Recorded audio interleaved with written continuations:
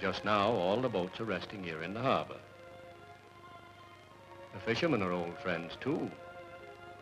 Today, they're mending the big nets that they use to catch the fish. Perhaps later, the boys will get these hardy men to tell exciting stories about their adventures on the sea.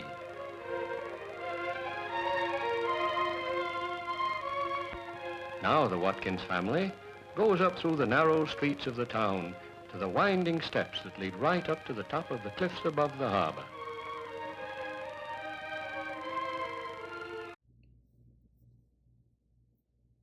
It's a quiet Sunday morning in Britain on September 3rd of 1939. The radios are silent. The streets are calm. But beneath that stillness, the world held its breath. At 11:15 in the morning, a tired man stepped into a small room at 10 Downing Street and spoke the words that would change everything. This is Bridges Over History, a new mini-series I'm titling Echoes Through Time, where voices of the past speak to the present. Today we relive the moment peace died and World War II began. Before we begin, I want to acknowledge something important. I cannot do this speech more justice than how it was originally heard. But my idea in reading it to you now is this: to bring it into a modern tone, a modern cadence, one that helps you better understand the weight and linguistic power of these words. Because when we break it down later, you'll see this wasn't just a declaration, it was a reckoning. I am speaking to you from the Cabinet Room at 10 Downing Street.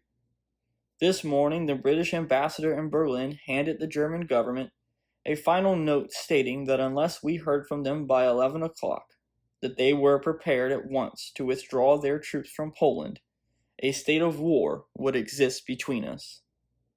I have to tell you now that no such undertaking has been received, and that consequently this country is at war with Germany. You can imagine what a bitter blow it is to me that all my long struggle to win peace has failed. Yet I cannot believe that there is anything more or anything different that I could have done and that would have been more successful. Up to the very last, it would have been quite possible to have arranged a peaceful and honorable settlement between Germany and Poland, but Hitler would not have it. He had evidently made up his mind to attack Poland, whatever happened. And although he now says he put forward reasonable proposals which were rejected by the Poles, that is not a true statement. The proposals were never shown to the Poles, nor to us. And though they were announced in a German broadcast on Thursday night, Hitler did not wait to hear comments on them, but ordered his troops to cross the Polish frontier.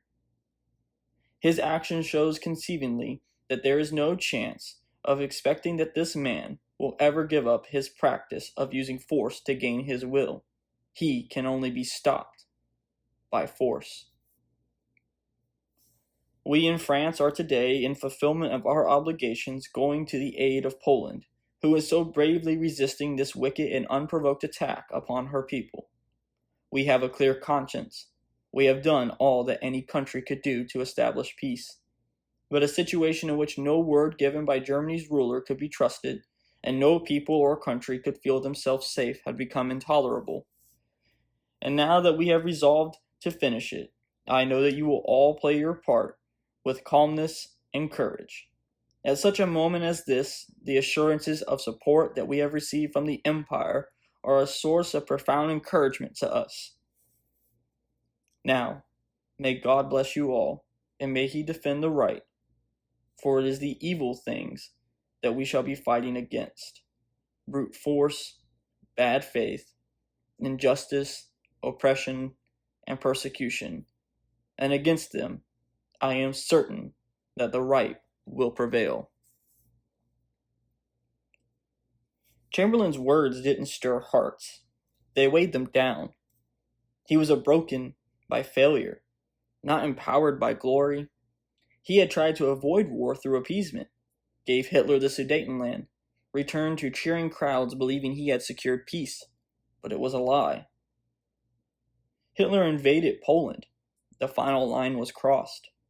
Chamberlain's words weren't about ambition, they were about obligation. There's power in how quiet this speech is. He doesn't whip up anger. He doesn't point fingers. He reflects. He admits failure. He speaks in terms of duty. The line, "He can only be stopped by force," this was a reluctant truth. This line as well, "We have a clear conscience," is less about Britain's strength and more about Britain's sorrow. When he says, "We shall be fighting against brute force, bad faith, injustice," you realize this isn't just a war, it's a moral stand. In a world that often equates strength with noise, this is the voice of a man who led with silence, then spoke when it mattered. Chamberlain didn't win the war, but he made the call no one wanted to make. He admitted that peace was no longer possible, and he did it with grace.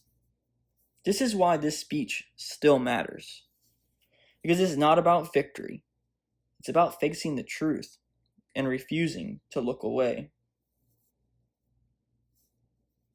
This was Echoes Through Time of Episode 1, This Country is at War. We'll be back soon, crossing over into different speeches, different ideals, and different delivers from different people. From President Franklin D. Roosevelt delivering a prayer on June 6 of 1944, when a nation held its breath as Allied troops stormed the beaches of Normandy. There are thousands of speeches to go over, and thousands of speeches that have never been heard. So until then, remember this: history doesn't whisper, it echoes. If you found this story powerful like the video, drop a comment and tell us which moment in history you want to hear next.